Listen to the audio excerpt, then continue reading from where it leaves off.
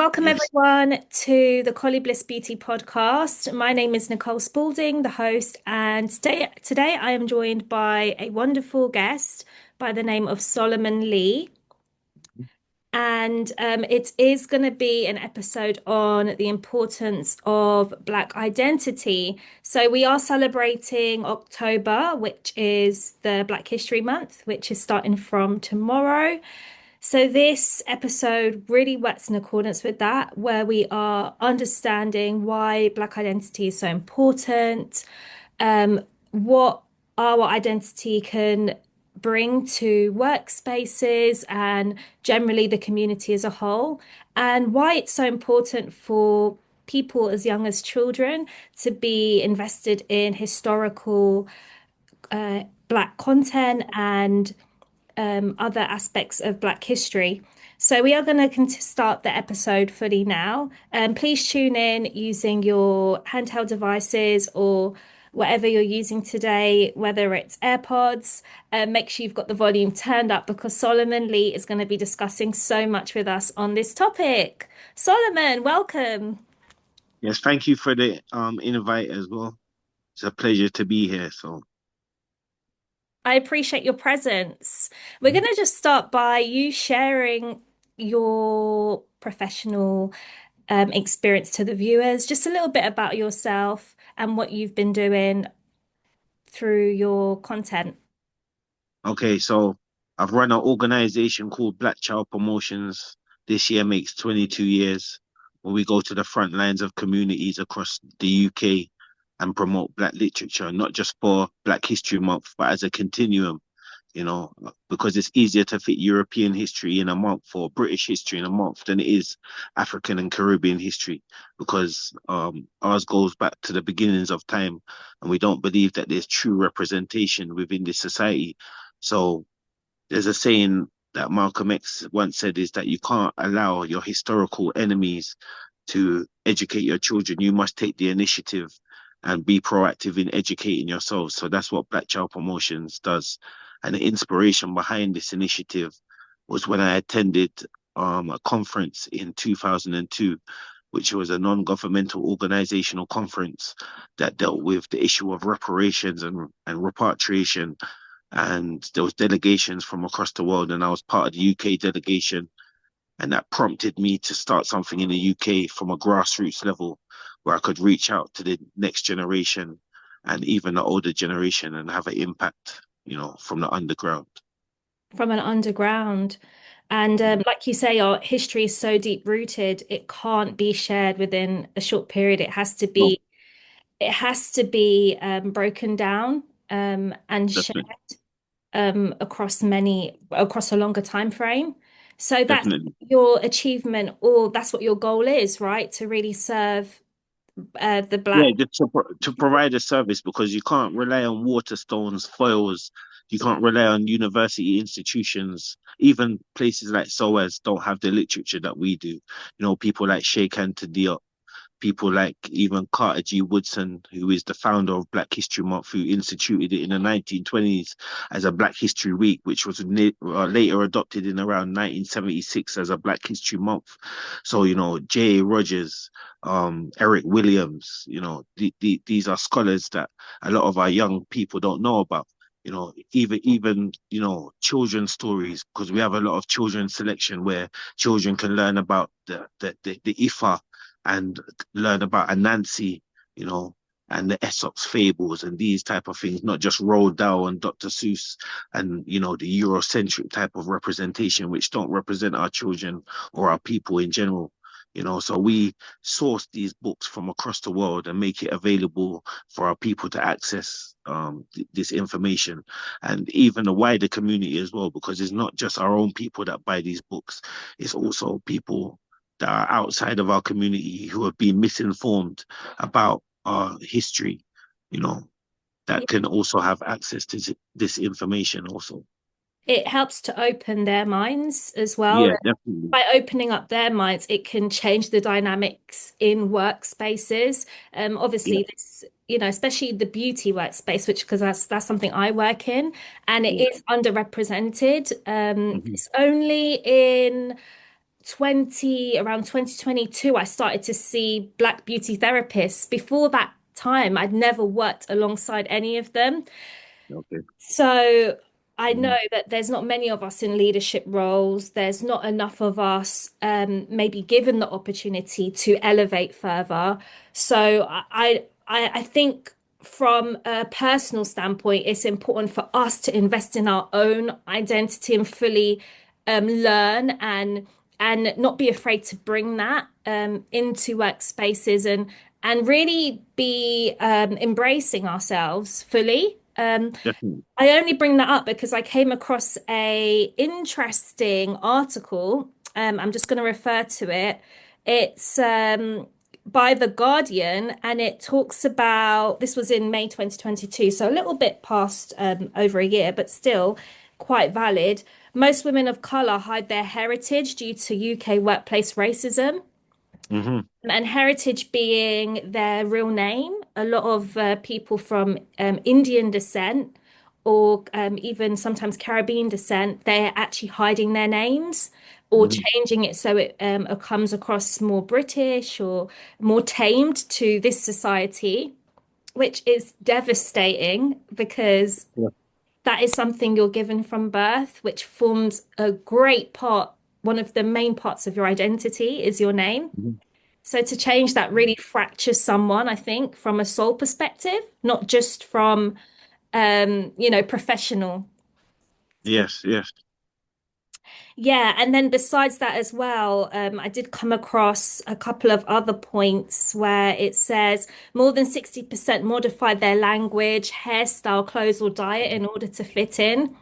Mm. And again, this is very discouraging because as a Black beauty therapist, I serve many ethnic backgrounds when I treat them, whether it's facials, body massage, and we are all equipped with the same anatomy and physiology. Hmm. The only difference is our skin type in terms of the complexion. That's the only real difference. And then the anatomy behind that complexion, Hmm. for example, the darker the skin tone, the higher melanite cells exist within that skin. Hmm. So to be treating an ethnic background different, I think is quite bad in terms Yeah, of representation. I think there should be more, definitely more. Um, I'd say more respect for Black yeah. beauty. I think, Mm. I think personally, what I've gone through, people have been threatened in workplaces, by because we are different. We're not the white British standard of beauty. We are very Mhm. different. And I feel like in the workplace, it's easy to be discriminated against, whether Yeah, it's how you socially interact or it could be many things. It can be, yeah. yeah. I personally, on this subject, have a very interesting view because if you look at Black culture, yeah, whether it's African, Caribbean, African American culture, it has the biggest impact out of any other culture. The if you look at the music industry, the entertainment industry, um, many of these industries, fashion, culture, is we are the standard, basically. We drive it because cultures influence many different cultures across the world.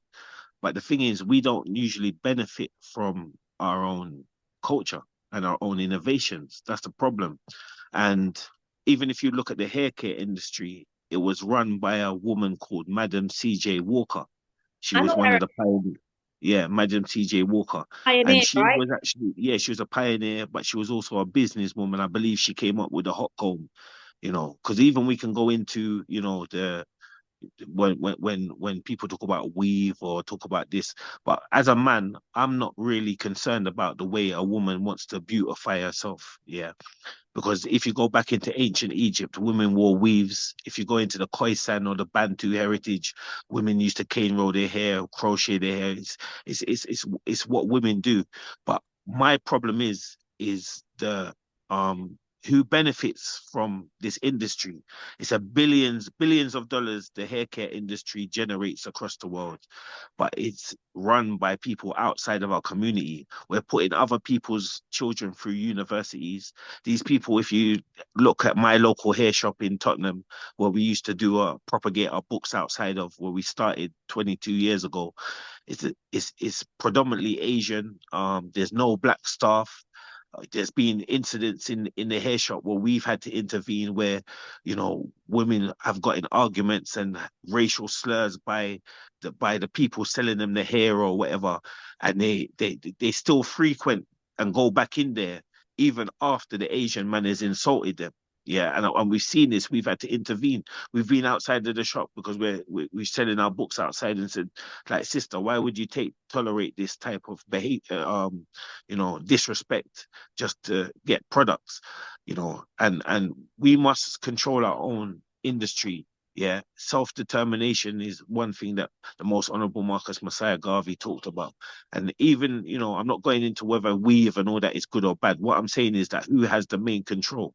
Yes. Yeah, Yes. who Who's has the main the control? source of it? Yeah. And who is reaping from that source? Yeah, yeah, Because yeah.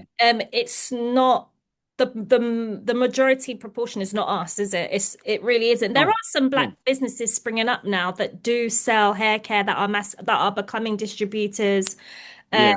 but And I still, just want to, sorry to cut you as well, sister. oh, I just want to make the point to say that these corporations are leeches on our culture. If you look at, like, for example, the music, we have the biggest genres of music. We have the biggest cultural impact. There's no doubt about it. But a lot of the entertainers are not reaping the benefits. It's the corporations that reap the benefits. Yeah. Even if you look at the brother Wiley, the grime artist who attempted to talk about the stranglehold that a certain group have on the industry, he was shut down and cancelled. So our voices are silenced when we talk about self-determination, when we talk about coming together and having power to determine our own destinies. That's when you see it as a threat. As I said before, we can't rely on people who have historically suppressed us and marginalized us to come up with any solutions, because it benefits them to just be leeches on our community and take all the financial remuneration. yeah, it really has a ripple effect still to this day. And going back to the workplace, I see it there. I see how we, well, from personal experience, I can see how staff may treat me differently to others, or it not be, I guess it we just don't have the space to fully express ourselves. And Yeah, it goes back to that article I said where people are having to be mindful of their behavior and how they speak. And I think there is others from other ethnicities, they're more sensitive to how we are. Because I don't know, I wouldn't say, I can't speak for all Black people, but I feel like we have got a strong presence. And obviously that comes back to identity because of how we appear, because of how we wear our hair and how we beautify ourselves. Our facial features even can intimidate others. You know, the things like you said that they're monetizing off that we naturally have, we're not appreciated for it. Instead, we yeah, are torn down or we're discriminated against, or there's these hidden agendas in workplaces yeah, that I'm noticing, which is really unfortunate because the basis of it really is we're either the same gender, maybe different ethnicities, but we can all appreciate our differences. yeah. And I believe that I really believe that before we practice assimilation to alien traditions and alien cultures, because assimilation comes at a price. And before we practice even diversity amongst others, the African race or the black diaspora is so diverse within itself, from Afro Latina to Caribbean to indigenous African. It goes on and on, from all complexions, variations of different phenotypes. And we haven't really explored the diversity amongst one another. I was having an interesting conversation with a Somalian brother the other day, and you know, the discussion was, you know, Africans like Somalians, many of them, not many of them, but there's a section of them that would more associate themselves with Arab rather than African. Mm. But if you look at Somalian in his phenotype, he could come from the Caribbean, he could come from Trinidad. You know what I'm saying? So there is a section of them that identify as African, but the problem is that the people outside of our community, the distinctions we make amongst ourselves, whether it's Somalian, whether it's Jamaican, whether it's anywhere in the Caribbean, whether it's Nigerian or whatever, and we say, oh, we're different. But the oppressors looking at all of us and making no distinction, saying you're all black. You Mm. understand? There ain't no difference between. But So we're the separating distinction each other. we're separating each other. So the distinction we make amongst each other, our enemies don't make those distinctions. So we need to see ourselves as a standard, start to explore different cultures. I like to see more integration, like for example, more marriages between Ghanaians and Jamaicans, or Trinidadians and Gambians, or whatever variation it might be. We're so diverse within ourselves, and I don't think that as a people we fully explored our diversity. Yes, yes. We kind of create an inferior impression around it or superior impression around it, depending Yeah, on yeah, yeah. which part of the Caribbean you're from or Africa you're from or the Mhm. language you speak or it's yeah, that separation is there for sure. You have to look at it like this, yeah. Um, Malcolm X. Do you know the reason why he put an X after his name? Because he put an X after his name because X represents the mathematically unknown. So when we were taken across the transatlantic, we were stripped of our mores, we were stripped of our ways, our culture, our identity. And that's why I have a name. My father's name's Bunny Lee. I have the name Lee, but Lee is not an African name. So Yeah. many of us in the Caribbean, we have English names. Mm. Yeah. So it's transgenerational trauma that and or post-traumatic slave syndrome that still affects us because at least a lot of the brothers and sisters on the continent, yeah, if you go to places like Ghana or Nigeria, they still have their last names. That's the funny thing about it. So it might be easier for me to fill out a job application because I have the name Lee, but really I'm lacking because when a brother comes or a sister comes to this country and they have their African names, it means that they're still linked with their ancestry, where we have been separated from our culture and our ancestry. So the things that we see as negative sometimes are actually positive. You know what I'm saying? Those things may, when it comes to applying for job applications to have an African name is like might go against you. It But can. it really shows you that you have a rich cultural, identity that you need to explore, because everybody else are proud of where they come from. If you look at different cultures, even outside of London, the Asian community, they have a very strong culture and a very strong identity. Like even if you go to places like Whitechapel, you got people that historically come from the same place but don't like each other. Like India and Pakistan have had clashes if you research about the Kashmir border. But they understand that when they come to London, these historical clashes don't mean anything because we're basically the same people and we must band together to make sure that other outsiders, yeah, can't come in and have any stranglehold on the economics in our community. We don't think that way, and that's the problem. It's a simple solution: self-reliance, self-determination. Don't rely on anybody to give you anything that you can do for yourself. And the only way of achieving that is by forming bonds and Yes, really being open to learning, which you are yeah, providing through your educational resources. yeah, Yeah. yeah, and it's a beautiful experience because I've met people across the world, like Afro Brazilians, Afro Latina, Afro Colombia. I've learned because people I start to see that we are the original people across the world. Mhm. Even if you go to, I think I even met Aboriginal one day, the original people of Australia. that are jet black. So I'm saying that there's much diversity within our own race that we haven't explored, you know, that we need to explore because our everybody else benefits from our culture, everybody else benefits from our talents, but we need to benefit ourselves. We need to develop our ownership. We need to develop a sovereignty that people can't just come and exploit us. Whether that be the fashion industry, whether that be the beauty industry, because we are the main protagonists that drive culture and drive innovation. It's always us. And driving But all that revenue to those big exactly, corporations, exactly, exactly, no? exactly. Let me give you a basic example. Around my area, I hail from Tottenham. There's always concerts with people like Beyonce.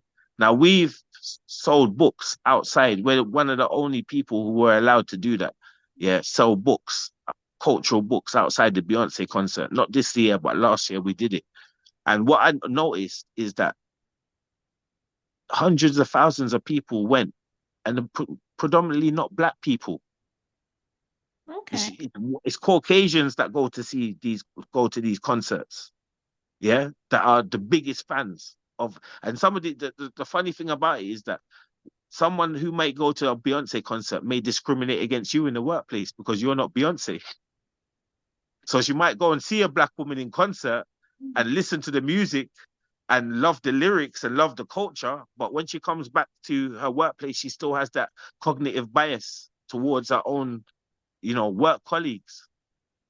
So we need to explore like work racism as well and what diversity really means. What You know, diversity really means. Yeah, I it's feel not just a buzzword. It should actually be an action. There should be real action to stop discrimination within the workforce and work bullying and racism. But as I said, a system that was never designed to protect you is not never going to really change these things about the system no, because it benefits them.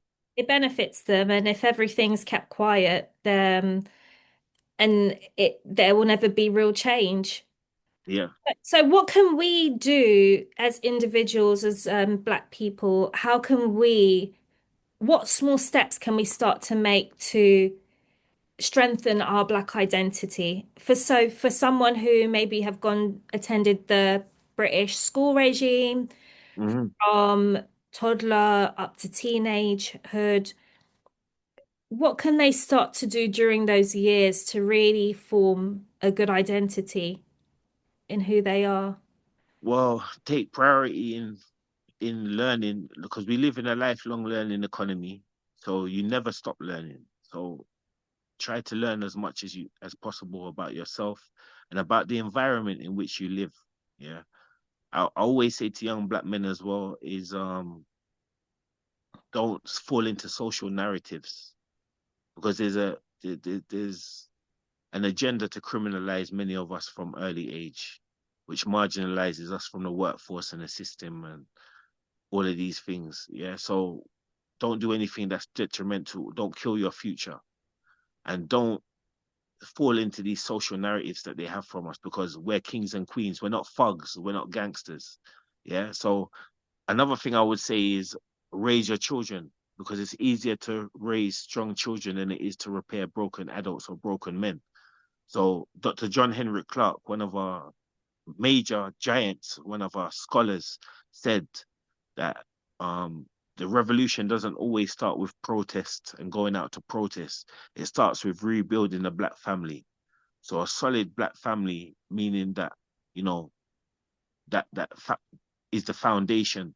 Raising your children, having that nuclear family, and allows you to have an extended family because it takes a village to raise a child.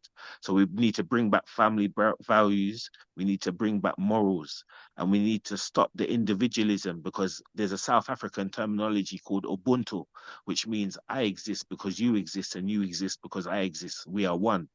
They said, let me even break it down further. A European went to South Africa and there was a plate of food a big giant plate of food, and he said, "I'm going to put this by the tree, and all of you children, I want you to race, and whoever gets to the tree first can get all the food to themselves." They all held hands and ran to the tree together. And when the Europeans said to them, "Why did you run to the tree together?" They said, "Ubuntu, we eat together because we all exist because of each other. We all one." Beautiful. Wow. Is that a real Yeah, yeah. happen, Ubuntu. an analogy? Yeah, yeah, yeah. That's where the terminology Ubuntu comes from from South Africa. So when we start to see this, instead of trying to tear each other down, and the crabs in a barrel mentality and who's better, and because it all means nothing. Life is fleeting. It doesn't matter. Like you're young today, you're old tomorrow. Yeah. Try to make an impact. Try to invest in things with value. And Mm. education is one of the major things that has the most importance. It really, Even, His Imperial Majesty Emperor Haile Selassie said the importance of education when he turned his palaces into universities. Let's educate the minds of our children.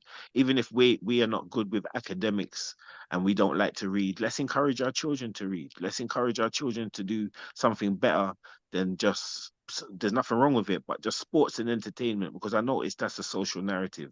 Well, either rappers or footballers or, let's get some scientists, let's get some doctors, people that can build our own society, our own infrastructure, so we have power. If you look at other communities, you know, entertainers don't have that much power in their community. They're seen as entertainers, but our entertainers seem to be politicians and spokesmen, like, put in like in charge of the direction our people should go, but they're just entertainers. Dr. Francis Cress Welsing, same author of the Yssis papers. If you haven't got that book, get that book. The Yssis paper says you should never put entertainers in leadership positions. mm. That's like putting people like clowns in a circus in leadership positions. This is not to diss entertainers, but it's to say, where's, as Marcus Garvey said, where's our men and women of great affairs? Where's our mathematicians? Where's our politicians? Where's our, we deny the ambiguity of power to our peril. Our refusal to accept its existence doesn't make it suddenly vanish from reality. It's therefore our obligation to understand this thing called power and use it to utilize it in our communities.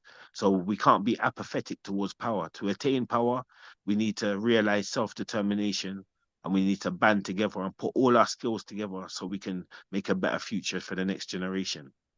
It feels so good hearing that because without unity, we can't necessarily thrive uh, Yeah, we can't. to an extent to other ethnicities are thriving and communities in London are thriving. If you go to certain parts of Golders Green and even near where I live, Dollis Hill, there is a large presence of Jewish people. And Yep. I noticed quite a few schools dotted around, and I've always walked past them thinking, wow, if I'd gone to a black school or Af a school of African Caribbean culture, Mhm. how would I have turned out differently? I always question that because, again, going through the school system, you're overlooked, or like you said, Mhm. you're put in a box because you don't look like your teacher and um, Exactly. other heads of department, and you do tend to be the minority in school because there are other Yep. ethnicities that outnumber you. And like you're saying, there's still not enough push to teach people on these social differences based on Yep. heritage. Yep. We're so quick to celebrate something, they might celebrate, I don't know, what did I celebrate in school? Gosh, I can't even remember now, but for example, they might be quick to celebrate an historical person, but it doesn't go any further than that. Mhm. It kind of just ends with that, and then you move on to the next person, or I I even find that in schools it's the same, like Martin Luther King, maybe Nelson Mandela, maybe um Harriet Tubman, maybe Rosa Parks, Mary then Seacole. Mary Seacole, but they're not going deep. They're not going into ancient and modern Britons. They're not going into the Ifa Kingdom. They're not going into Benin. They're not going into Mali. They're not going into the Nile Valley civilization. They're not going into the great civilizations. Like if we are the mothers and fathers of civilizations, why don't they teach about African civilizations? And why do they try to paint ancient African civilizations as European? Even Eurocentrics still do that to this day. If you look at a Disney movie about ancient Egypt, it's Europeans. And this is historically incorrect. So they're trying to steal our history at the same time. So we can, as I said, you can never allow people that have always tried to hide your history and try to paint a narrative, a negative narrative about your people, to fully educate your children. So it has to come to a point where we have our own institutions. Funnily enough, you were talking on that subject. I actually went to a school called John Loughborough School, which was in Bruce Grove in Tottenham in the 90s. And it was an all black school. It was Seven-Day Adventist, but it was an all black school, one of the only all black schools ever in London. I have another brother who has a education business where he mentors young black children in order to get their GCSEs higher and stuff. And he's called More Education. Look out for him as well on Instagram. More Education. He actually went to that school. Gets the Grime MC as well. He went to that school as well. It was an all black school. It was just all African Caribbean school, and it's like what you're saying. When you're in that environment, the teachers genuinely care about you. There is no cognitive bias. There is no racism because we're proud. We're learning about our history. We may get some religious education or different thing, but even the comedy, the banter among the children is way different. There's a love there. And I'm privileged to have actually gone to John Loughborough School. It no longer exists now, but anyone who was around Tottenham in the 90s, will remember that burgundy uniform.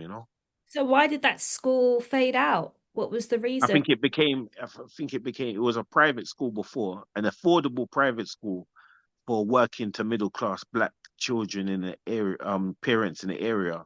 But Okay. then it became public school.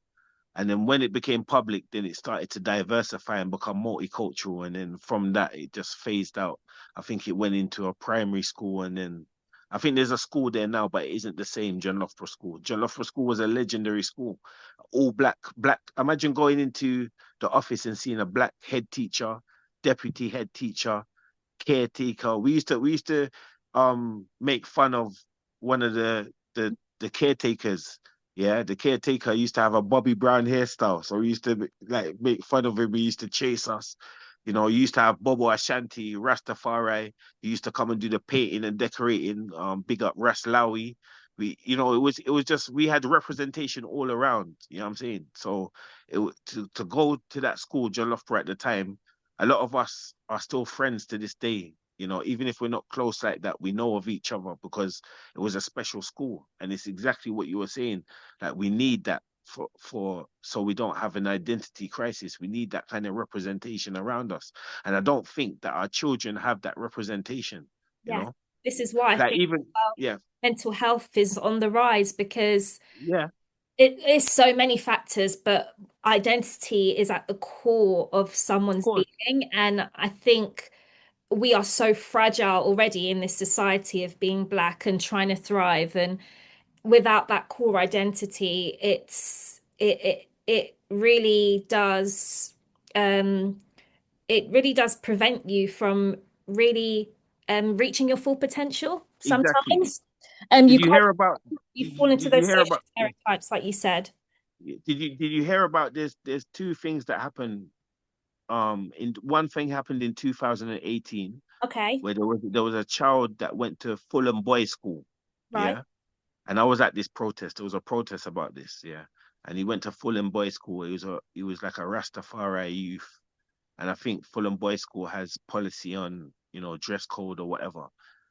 But they decided to suspend this young boy because he wouldn't cut his locks because the mother was saying that it's part of our cultural tradition, part of our identity. We can't cut. We don't want. I don't want my son to cut it. So they suspended him. And this is in 2018. There was a protest. Right. I If wasn't. this was if this was a Sikh child that went to the school and he was told to remove his turban and to cut his hair, there would be uproar. If Yeah. this was a hijabi, yeah, young hijabi girl, there will be uproar. Yeah. So the discrimination, you know, against us and the discrimination in general is totally different. And It this still is another exists. yeah, this is why I even have a problem with BAME, black and Asian minority, because you can't clump black and Asian together. They're totally different, totally different. totally different. There's totally different issues.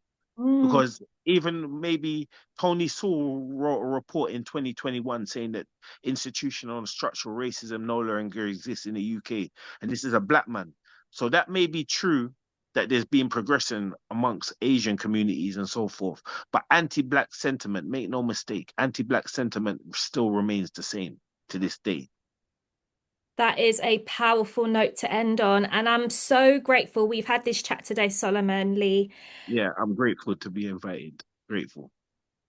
Where can viewers find you? Where can they pick up your resources? If you could just let Yeah, so we're on Instagram or Facebook. Is black. Just go to Black Child Promotions. If you want to know any articles about you know, about our work, our 22 years of work on the front lines, just type in Black Child Promotions into Google. There's My London articles, there's Voice articles, So yeah, just tap into our Instagram and yeah, just watch out for when we post our locations. We're frequently in Oxford Street. We used to be in Brixton, Tottenham, Stratford, Shepherd's Bush. But as we get older now, as you can see the greys in my beard, I'm nearly at retirement age now when it comes to the front line. So when we are out, you can catch me in Oxford Street. And yeah, come and pick up a book for your child, pick up a book for yourself, and let's raise the literacy levels of our local communities and elevate our minds. wonderful. Thank you for your time and your input today. Thank you. We appreciate it so much. Appreciate you too. Thank you. All right. Bye. Bye. Yay.